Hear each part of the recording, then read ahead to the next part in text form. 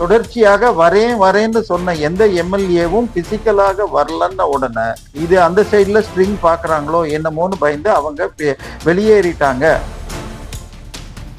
இந்த விஜய் அலை ஒரு 3 மாசத்துல போயிடும், அதனால் மீண்டும் எலெக்ஷன் வந்தா ஜெயிச்சிடலாம். விஜயுடைய பர்த்டே அன்னைக்கு கிஃப்டாக 10 பேர் ராஜினாமா பண்ணணும்னு சொல்லிட்டு கிட்டத்தட்ட 50,000 கோடி வரைக்கும் பொங்குல அவர் பினான்ஸ் பண்ணியிருக்கார். ஏவா வேலு, திரு ஏவா வேலு, செந்தில் பாலாஜி, இந்த பக்கம் KN நேரு, இவங்க 3 பேரும் இதோட அந்த மதுரை மூர்த்தி, இந்த 4 பேர் தான் மிகப்பெரிய கேஷ் கவுஸ் ஆர் ATM.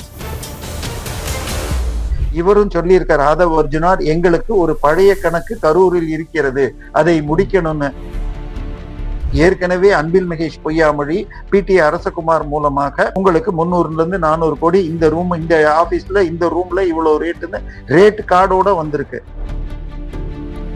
திமுகவுடைய கண்ட்ரோல்ல வச்சிருந்த சபரீசன் அவர் ஏற்கனவே ஒரு ரூமர்ஸ் உண்டு, தேனியில் ஒரு 1500 ஏக்கர் ஏலக்காய் எஸ்டேட் வாங்கினார்னு.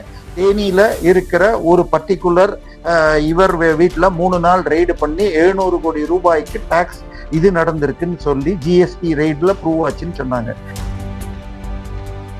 சேகர் பாபுவும் பல விஷயங்களில் நேரடியாக மோதல் இருக்கிறதுனால அவரும் கைது செய்யப்படலாம். நேரு, அனிதா ராதாகிருஷ்ணன் இன்னைக்கு பண்ணியாச்சு.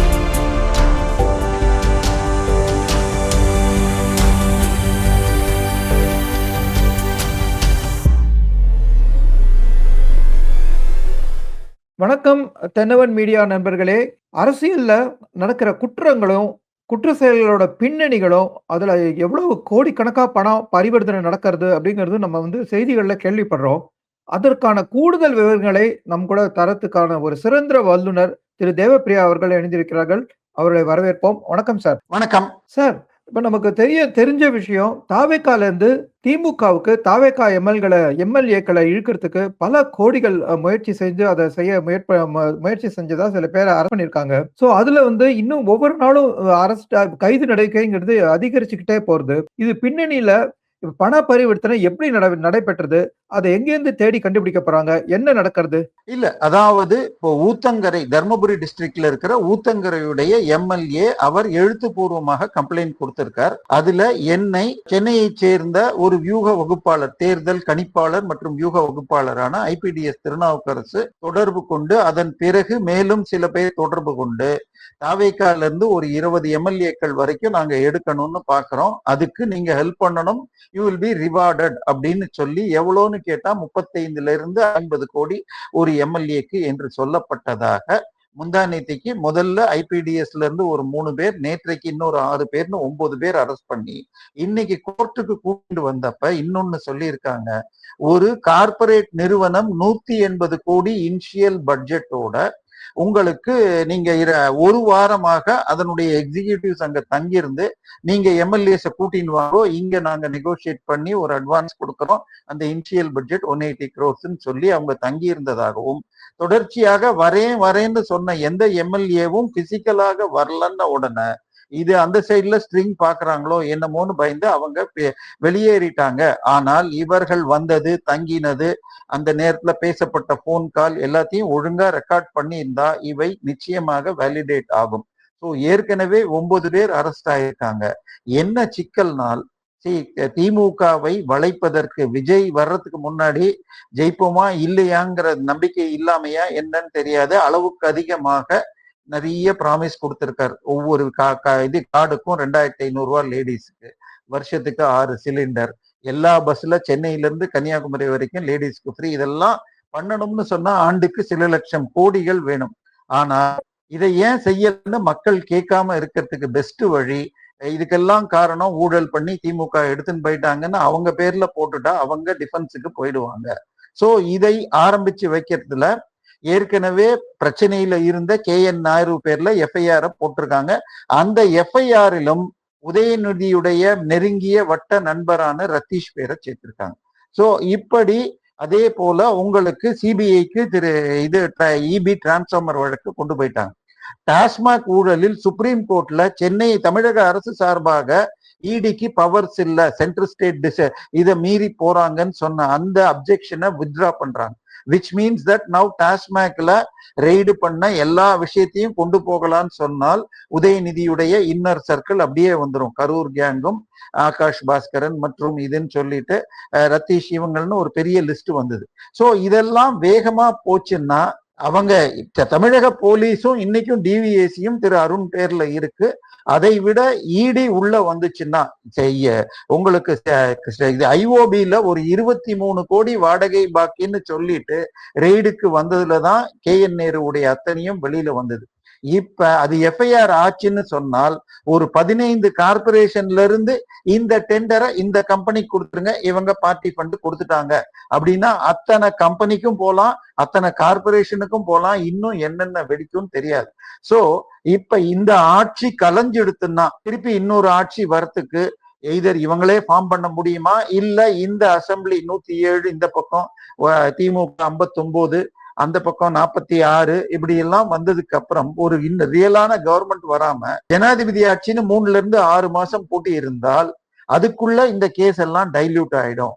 அப்படிங்கிறதுனால இந்த எம்எல்ஏக்களிடம் நீங்கள் சபாநாயகருக்கு எதிர்த்து ஓட்டு போடணும், இல்லைன்னா அடுத்து வர்ற பட்ஜெட்டுக்குள்ள ரிசைன் பண்ணிடுங்க, உங்களுக்கு 35 கோடி கொடுக்குறேன் அப்படின்னு சொல்லியிருக்காங்க. சார் இன்னைக்கு எம்எல்ஏவா சேர்ந்தா ஒரு மாசத்துக்கு 1.5 லட்சம் ரூபாய் சம்பளம். உங்களுக்கு 35 கோடியை நீங்க பேங்க்ல போட்டு வச்சா நேஷனலைஸ்ட் பேங்க்லயே 7.5% வட்டி கிடைக்கிறது. விச் மீன்ஸ் தட் 3 கோடி per year R ரஃப்லி 25 to 30 lakhs per month. So அதனால பிளஸ் பிரின்சிபல் அப்படியே இருக்கும். சோ இந்த ஆஃபரை திமுகல கிட்டத்தட்ட 106 பேரு மற்ற கட்சியை சேர்ந்தவர்களுக்கு கொடுத்தாங்க. அதுல 56 பேர் ஜெயிச்சாங்கன்றாங்க. மீதி 50 பேர்ல ஒரு 30 பேர் ரசிகர் மன்றத்தை சேர்ந்த ரொம்பவும் கீழ்நிலை மக்கள். அவங்களால மிடில் கிளாஸை விடையும் கீழெல்லாம் சில பேர் சொல்றாங்க. ஆட்டோ டிரைவர்னு ஒருத்தர் சொன்னாங்க, ஒருவர் திரு விஜயுடைய டிரைவர் மகன்னாங்க. பட் அதுல உண்மை இல்லைன்னாலும் சிலர் அந்த மாதிரி கேட்டகரியில இருக்காங்க. அவங்களுக்கு இந்த 25-30 கோடி 50 கோடி பெரிய தொகை. இவங்களுக்கு அது ஒண்ணுமே கிடையாது. சார் நேற்றைக்கு கூட டாஸ்மாக் அமைச்சர் என்ன சொல்லியிருக்காரு, 10 ரூபா அந்த கிளீன் அப்புக்காக 10 ரூபா ரிட்டர்ன் கொடுக்கறதுன்னு இருந்தது எல்லாத்தையும் ஒரே இதுல கொண்டு வர போறோம். இனிமே எம்ப்ளாயிஸ் மேல அந்த காஸ்ட்டை எடுத்துட்டா அந்த 10 ரூபா நிற்கும். ரிட்டர்ன் பண்ற 10 ரூபா மாத்திரம் எம்ஆர்பியில சேர்ப்போம். ஒரு பாட்டிலுக்கு 10 ரூபால இருந்து 20 ரூபா 30 ரூபா வரைக்கும் வாங்கினாங்கன்னு டிஜிட்டல் ப்ரூஃபோட என்னுடைய நண்பர் முரளி கேஸ்ல இருக்கு. 15 ரூபா ஆவரேஜ்னு வச்சிருந்தா ஒரு நாளைக்கு 70 லட்சம் பாட்டில்னு சொல்லி கோர்ட்ல சொன்னாங்க. மார்ச் மாசம் அது 102 லட்சம் ஆயிடுது. அதாவது 1.02 crores. 15 ரூபான்னு வச்சுட்டேன்னா ஒரு நாளைக்கு 15 கோடி, ஒரு மாசத்துக்கு 450 கோடி, ஒரு வருஷத்துக்கு 1245 போட்டா 5500 கோடி. சோ 5700 கோடி அப்படிங்கிறப்ப இது ஒரு வருஷத்துக்கு 5 வருஷத்துக்கு போட்டுக்கோங்க. அப்ப இது ஒரு 750 கோடியை கொடுத்துட்டா விஜயை இது பண்ணிட்டா இவங்க என்ன நினைக்கிறாங்க, கடைசி 10 நாள் அந்த இன்ஸ்டாகிராம் வச்சு அவங்க பண்ண மூமெண்ட்ல பெரும்பாலானோர் என் பையன் சொன்னா பேரன் சொன்னா கரண்ட் கட்டு வருது, இப்ப லா அண்ட் ஆர்டர் சரியில்லைங்கிற மாதிரி பேச்சுக்கள் அடிபடுகிறது.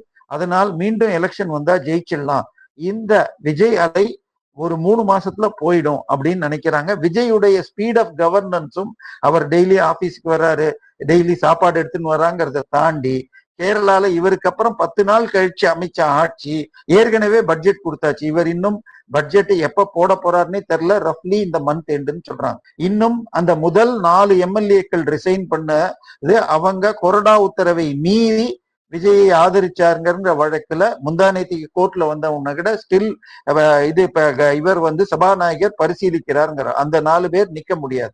இந்த மாதிரி சிச்சுவேஷன்ல விஜய் ஸ்ட்ரகிள் பண்றார். அவர் இதுலயே சட்டசபையில் தோற்கடிக்கப்பட்டால் அவர் ராஜினாமா பண்ணிட்டு எனக்கும் அரசியலுக்கும் வேண்டான்னு ஒதுங்கலாம், அல்லது மக்கள் மீண்டும் இன்னொரு முறை ரிஸ்க் எடுக்க மாட்டாங்கன்னு திமுக நம்புறாங்க. இதெல்லாம் விட முக்கியம், அந்த வழக்குகளை தள்ளி போடலாம். சோ ஒரு ரொம்ப உதயநிதி ஸ்டாலின் ரொம்ப நிதானமா போவார், மாட்டிக்காம பண்ணணுங்கிறதெல்லாம் பார்ப்பார். உதயநிதிக்கு அப்படி ஒரு வெஞ்சன்ஸ், எனக்கு கீழே ஒரு நடிகரா இருந்தவர் என்னோட சீட்ல நான் உட்கார வேண்டிய சீட்ல உட்காந்துட்டா என்ன வேணா பண்ணுங்க தலைவா, இந்த மாசத்துக்குள்ள முடிக்கணும்னு டார்கெட் கொடுத்து ஆக்சுவலா ஜூன் 22 10 எம்எல்ஏக்கள் ராஜினாமா பண்ணுவார்கள் என்று சில பத்திரிகைகளில் தகவலாகவே வந்தது. விஜயுடைய பர்த்டே அன்னைக்கு கிஃப்டாக 10 பேரு ராஜினாமா பண்ணணும்னு சொல்லிட்டு 19ஆம் தேதி அன்னைக்கு உங்களுக்கு செந்தில் பாலாஜியுடைய தம்பி வீட்டுக்கு அங்க கரூர்லயும் மெட்ராஸ்லயும் தேடினாங்க. அதன் பிறகு ஏவாவேலு. இது எல்லாமே இந்த ஆபரேஷனை பற்றி உளவுத்துறை தகவல்கள் இருந்தது அடிப்படையில தான். நிச்சயமாக அடுத்த 2 நாள் வந்தால் திமுக என்பது ஜனநாயகத்தின் மீது நம்பிக்கை இல்லாத கட்சி, எப்படியாவது பதவியில ஒட்டிக்கிறதுக்கு அப்படிங்கிறது வந்ததுன்னா இடைத்தேர்தலில் வெற்றி பெறுவதும் ஈஸியா இருக்கும். ஏற்கனவே அதிமுக டெசிமேட்டட்னே சொல்லலாம். அதே ஸ்டேஜுக்கு திமுகவை கொண்டு செல்ல விஜய் பார்க்கிறார். சார், இதுல செந்தில் பாலாஜியும், அவருடைய தம்பி அசோக்கையும் தேடுறதா நமக்கு தெரியும். ஏன்னா, அவங்க தான் இந்த பண பரிவர்த்தனையில பின்னாடி இருந்தவங்கன்ட்டு. ஏவா வேலு அவரும் ஒரு முக்கியமான நபரா இதுல பாக்குற பட்சத்துல ஏவா வேலு சிங்கப்பூருக்கு எஸ்கேப் ஆயிட்டதா தகவல் வருது. ஏவா வேலு எஸ்கேப்புங்கிறத நம்ம மாதிரி ஆட்கள் ஒரு நாட்டை விட்டு நாட்டுக்கு போகணும்னா விசா வாங்கி முன்னாடியே பிளான் பண்ணாம போயிருக்க முடியாது. பட் இப்ப என்ன பண்ணிருக்காங்கன்னா, அங்க இருக்கிற லைஃப் லைன் ஹாஸ்பிட்டல்ல அவர் அட்மிட் ஆயிருக்காருங்கிறது அவர் ஏற்கனவே போயிருந்த பிசினஸ் பிளான்ல இப்ப உடம்பு சரியில்லைங்கிற மாதிரி ஒரு ஷோ பண்றது வேணா இருக்கலாம். But let us pray is well. Okay, அவ்வளவுதான் நம்ம சொல்ல முடியும். கரூர்ல போன வாரம் ஒரு ரெய்டு பண்ணது எதுக்குன்னு சொன்னால், 7 கிலோமீட்டர் ஒரு பாதை 7 கோடி ரூபாய்க்கு போடுறேன்னு சொல்லிட்டு 1 ரூபா கூட போடாமல், ஆனால் போட்டதாக இத்தனை அடி ரோடு இத்தனை கிலோமீட்டருக்கு போட்டதாக எம்புக்கெல்லாம் ரெடி பண்ணி ஒரு 3.2 crores எடுத்தாங்க அப்படின்னு போய் இவங்க ஒரு கன்ஸ்ட்ரக்ஷன் கம்பெனி மற்றும் இதுல போன இடத்துல ஒரு பர்டிகுலர் பில்டிங் எதிர்பாராமல், ஆனா எல்லாம் போயிட்டாங்க, பட் பேக்ரவுண்ட் செட்டப் இருந்தது. எப்படின்னு சொன்னால், ஒரு பெரிய ஹாஸ்பிட்டல், நீங்க அப்பல்லோ மாதிரி ஹாஸ்பிட்டல்ல போனா கூட ஒரு 50 பேர் உட்கார்றதுக்கு லாபி இருக்கும். இவங்க போன இடத்துல 200ல இருந்து 300 பேர் உட்கார்றதுக்கு ஒரு பெரிய லாபி, 13 கேஷ் கவுண்டர்கள், ஒரு கவுண்டர்லயும் 2 கேஷ் கவுண்டிங் மெஷின்ஸ், அது தவிர 4 லீகல் ரூம்ஸ். அதாவது தமிழ்நாடு ஃபுல்லா எஸ்பெஷலி கொங்கு பெல்ட்டுக்கு அங்கிருந்து அவர் வட்டிக்கு பினான்ஸ் கொடுத்திருக்கார். ஸோ கியூல அதே மாதிரி கலெக்ஷன் ஆறத கொண்டு திருப்பி கட்டுறதுக்கு மெஷின்ஸோட இப்படி ஒரு செட்டப்பை கண்டுபிடிச்சிருக்காங்க. ஏற்கனவே பல முறை செந்தில் பாலாஜிய ரெய்டுன்னு சொன்னாலே உடனே கரூர் மெஸ், சக்தி மெஸ், அப்புறம் சங்கரானந்த் கன்ஸ்ட்ரக்ஷன் தான் போவாங்க. இந்த ரோடு போடாத கான்ட்ராக்ட் கூட அந்த சங்கரானந்துக்கு தான் கொடுத்திருக்காங்க. சோ தெளிவாக திரு ஏவா வேலு, செந்தில் பாலாஜி, இந்த பக்கம் KN நேரு, இவங்க 3 பேரும் இதோட அந்த மதுரை மூர்த்தி, இந்த 4 பேர் தான் மிகப்பெரிய கேஷ் கவுஸ் ஆர் ATMs. இதுல 3 பேர் ஆல்மோஸ்ட் இப்ப ரவுண்ட் பண்ணியாச்சு. சோ இப்ப மூர்த்தி தான் இன்னும் பாக்கி. இதை தாண்டி இன்னமும் அன்பில் மகேஷ் பொய்யாமொழி, பிரைவேட் ஸ்கூல்ஸ் உடைய NOC, conversion from state board to central board, DTCP approval, இதுக்கு எல்லாத்துக்கும் குறைஞ்சபட்சம் 300ல இருந்து 400 கோடி வருஷத்துக்குன்னு PT அரசகுமார்னு சொல்லி திமுகவின் பள்ளிக்கல்வித்துறை சேர்ந்தவர் மாட்டியிருக்கார். சோ இது எல்லாமே உதயநிதியை ரவுண்ட் பண்ணுதா? ஏன்னா உதயநிதியுடைய வலதுகரமானவர் திரு அன்பில் மகேஷ் பொய்யாமொழி, இரட்டை நண்பர்கள். சோ அவரை டார்கெட் பண்ணியிருக்காங்க. இதை தாண்டி உதயநிதியுடைய உள்வட்டத்தையும் டார்கெட் பண்ணியிருக்காங்க. சோ விஜய் மிக தெளிவாக யார் யாரெல்லாம் ATM, ஏன்னா இப்ப நவம்பர்ல அவருக்கு panchayat elections, municipal corporation election வர்றதுக்கு ஆதவ் அர்ஜுன் என்ன சொல்லி இருக்காருன்னு சொன்னால், திமுக ஒரு கார்பரேஷனையாவது வின் பண்ணிட்டா நான் சேலஞ்ச் கொடுக்கறேன்னு சொல்லியிருக்காரு. சோ 20ல 20யும் ஜெயிக்கணும் அப்படிங்கிறது ஒரு தேர்தல் பேச்சாக இருந்தாலும், காங்கிரஸ், IUML, VCK இப்படி கம்யூனிஸ்ட் கூட்டணியோடு இருந்தால், இங்க அதிமுக தவிக திமுக தனித்தனியாக நின்றால் இருக்கவே இருக்காரு. ஆளுங்கட்சியுடைய பணத்துக்காக பி டீமா இருக்கிற சீமான், அவர் ஓட்டை வாங்கி பிரிப்பார். சோ இதெல்லாம் நடந்தா எளிதா ஜெயிச்சிடலாம்.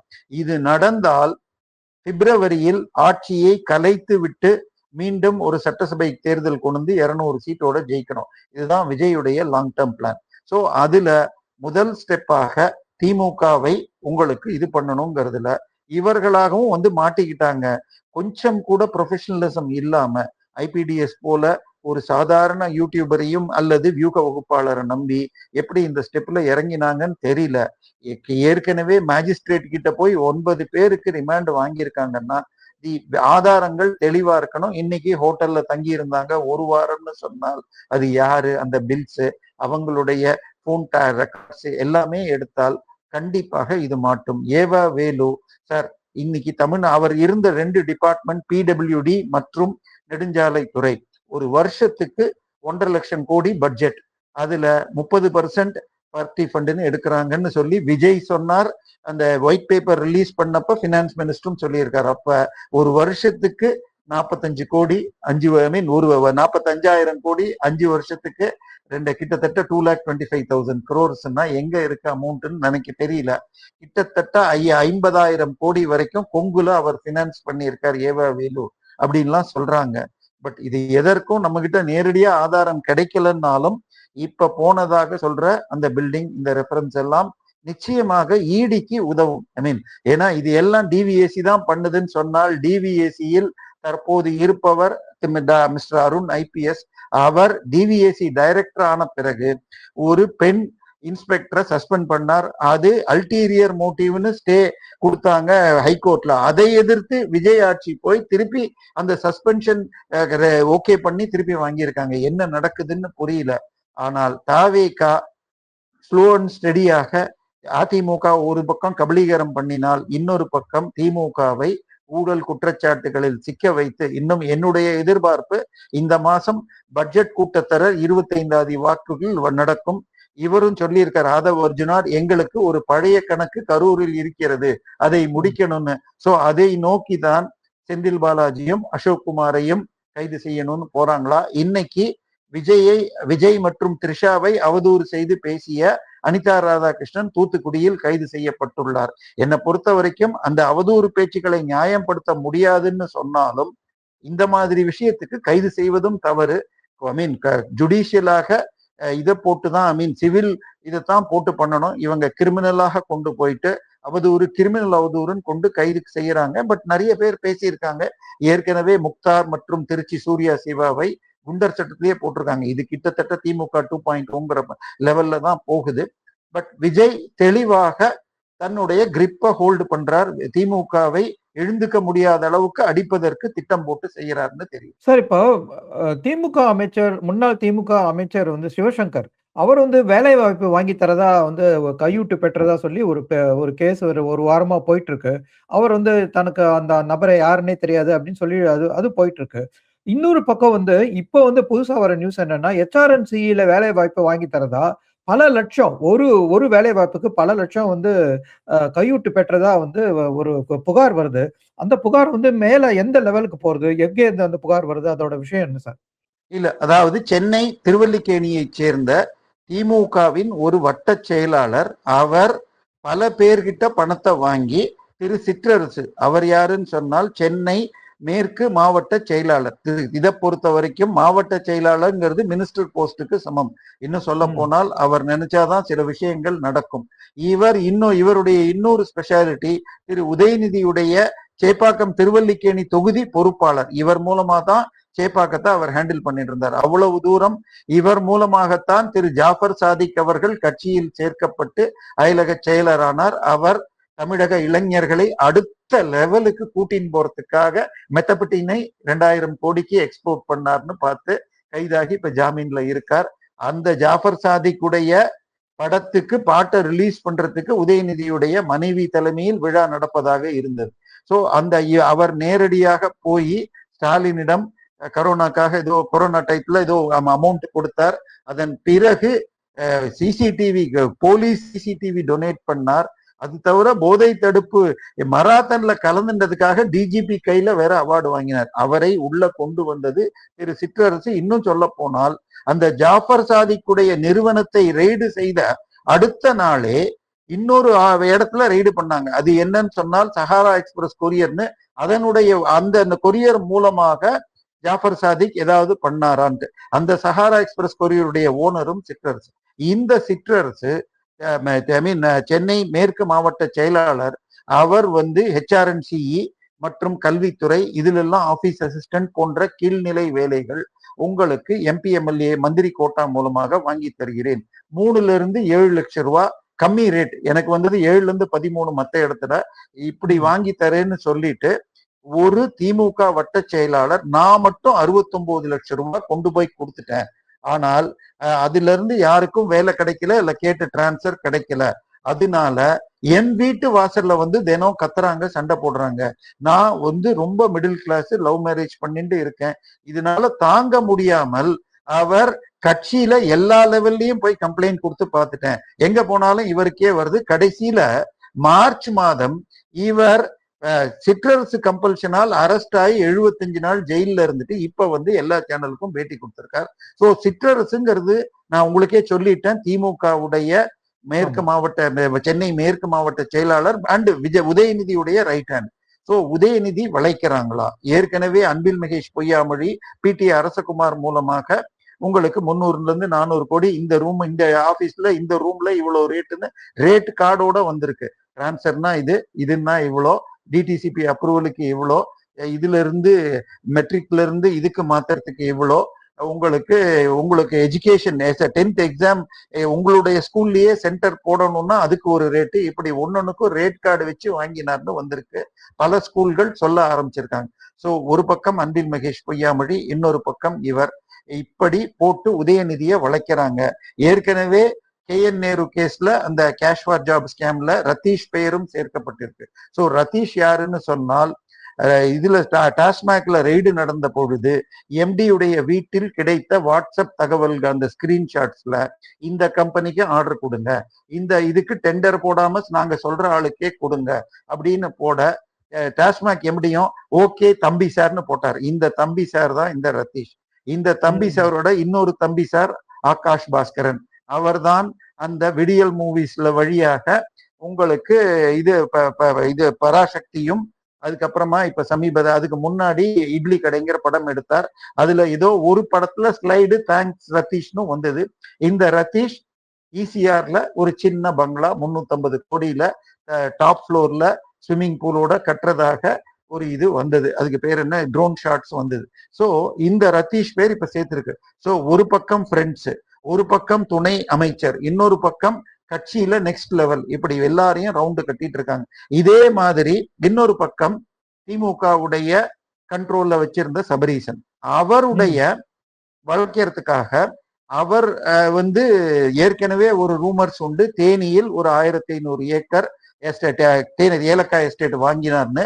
தேனியில இருக்கிற ஒரு பர்டிகுலர் இவர் வீட்டுல 3 நாள் ரெய்டு பண்ணி 700 கோடி ரூபாய்க்கு டாக்ஸ் இது நடந்திருக்குன்னு சொல்லி ஜிஎஸ்டி ரெய்டுல ப்ரூவ் ஆச்சுன்னு சொன்னாங்க. டாக்ஸ் அவாய்டன்ஸ் 700 கோடினா 7000 கோடி டர்ன் ஓவர் ஆயிருக்கணும். எனக்கு தெரிஞ்சு கம்பம் வேலியில 7000 கோடிக்கு ஏலக்காய் கிடையாது. So something is fishy there itself.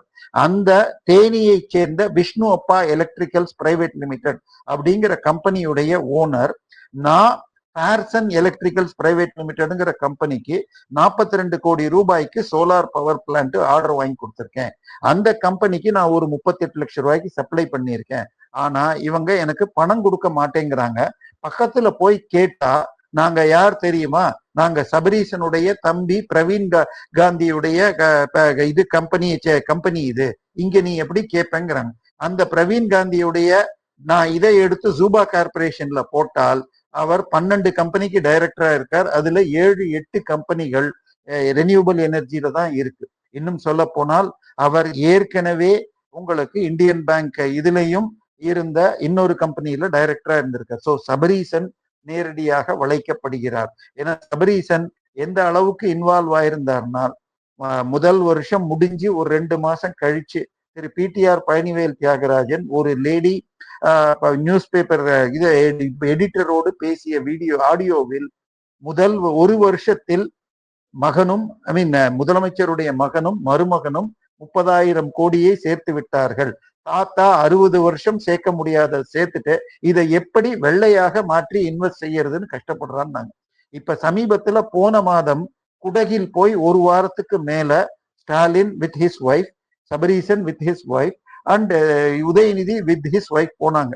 இது எதற்குன்னு சொன்னால், கடந்த 5 வருடங்களில் முதல் வருஷம் 30, அதுக்கப்புறம் அது இன்க்ரீஸ் ஆகி ரஃப்லி anywhere between 2 to 3 lakh crores it is invested in Dubai, London, etc. and all other places.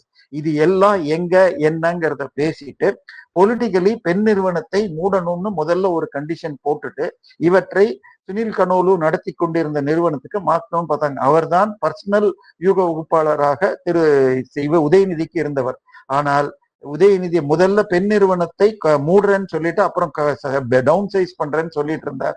தன்னை வைத்து பிரச்சனை நடக்குதுன்னு சொல்லி சுனில் கனோலூர் ராஜினாமா பண்ணிட்டு அவர் நான் கர்நாடகா காங்கிரஸ் எனக்கு ஃபுல் டைம் ஜாப் கொடுத்துட்டாங்க அங்க போறேன்னு போயிட்டார். சோ பெண் நிறுவனத்தையும் தொடர்ந்து இவர் நடத்தட்டும், ஆனால் அதை உதயநிதி மேற்பார்வை பார்ப்பார்னு சொல்லி ஒரு அண்டர்ஸ்டாண்டிங் வந்துடுச்சு. இதை உறுதி செய்யறதுக்குத்தான் ஜூன் 22 அந்த கூட்டத்தொடரின் போது சபரீசனும் சட்டசபைக்கு வந்தார். கேலரியில உட்கார்ந்து இருக்க அத்தனை திமுக எம்எல்ஏக்களும் கும்பிடு போட்டாங்க. அதாவது எங்க 2 பேருக்குள்ள அண்டர்ஸ்டாண்டிங் வந்துருச்சு, என் மச்சான் பேசுறத பாக்குறதுக்கு நான் வந்துட்டேங்கிற ஒரு இதை காட்டிட்டார். ஏன்னால் ஒரு பக்கம் கனிமொழி ஒரு கூட்டம் சேர்ந்து கொண்டிருக்கிறார், அவருடைய ஆதரவாளர் தான் அனிதா ராதாகிருஷ்ணன், அவர் மெதுவா கொஞ்சம் ஹோல்டு எடுத்துட்டு இருக்காரு. அதனால நாங்க 2 பேர் சேர்ந்துட்டோம், இனிமே கனிமொழி பக்கம் யாரும் போக வேண்டாங்கிற ஒரு ஹோல்ட கொடுத்திருக்கார். பட் இந்த பக்கம் திரு விஜய் அவர்கள் தெளிவாக ஏற்கனவே ஏடிஎம்மாக இருந்த முக்கிய அமைச்சர்கள் நேரடியாக சபரீசன் உதயநிதி 2 பேரையும் ரவுண்ட் பண்ணிட்டார். எனக்கு வருகின்ற தகவல்கள் கரூர்ல எங்களுக்கு இருக்கிற பழைய கேஸை முடிக்கணும்னு சொன்னால் செந்தில் பாலாஜியும் அசோக்கும் இந்த மாதம் பட்ஜெட்டுக்கு முன்னாடி, இன்னும் சொல்ல போனால் நம்ம இன்னைக்கு இருக்கிறது 3ஆம் தேதி, 11, 12 2 நாள் விஜய் அங்க இருப்பார். நாங்க அதுக்கு முன்னாலேயே அவர்கள் கைதாக வாய்ப்பு இருக்கிறது. சேகர் பாபுவும் பல விஷயங்களில் நேரடியாக மோதல் இருக்கிறதுனால அவரும் கைது செய்யப்படலாம். நேரு, அனிதா ராதாகிருஷ்ணன் இன்னைக்கு பண்ணியாச்சு. 12 அமைச்சர்கள், முன்னாள் அமைச்சர்கள் மீது இருக்கிற சொத்து குவிப்பு வழக்குகள் வேகப்படுத்தப்படும். சோ தட் இனிமேல் திமுக டிஃபென்ஸ்ல போயிட்டணும், நம்ம தான் அஃபென்ஸ்ல இருக்கணும் அப்படின்னு. எப்படி அன்னைக்கு சட்டசபையில் அது டீசென்டாக இல்லைன்னாலும் விஜய் ஆதரவாளருக்கு உங்க அப்பா எங்கங்கிறது ஒரு பெருசா ஆனா மாதிரி திருப்பி இனிமே டிஃபென்ஸ்லயே அஃபென்ஸ்லயே போகணும்னு டிசைட் பண்ணிட்டார். சோ மிக வேகமாக பல வழக்குகள், பல கைதுகள் அடுத்து வரும் சில நாட்களில் நடக்கலாம். நன்றி சார். நேயர்களே, உங்க கருத்துக்களை, இவ்வளவு ஒரு அதிர்ச்சிகரமான தகவல் குறித்து உங்கள் கருத்துக்கள் வந்து ரொம்ப முக்கியம். நீங்க வந்து கருத்துக்களை பகிருங்க. அது மாதிரி நம்ம சேனலுக்கு சப்ஸ்கிரைப் செய்து பார்க்குமாறு அன்புடன் கேட்டுக்கொள்கிறேன். மீண்டும் ஒரு முறை திரு தேவப்பிரியா அவர்களை சந்தித்து இந்த செய்திகளுடன் அப்டேட்டை பெறுவோம். அதுவரை நன்றி. நன்றி சார். வணக்கம். நன்றி.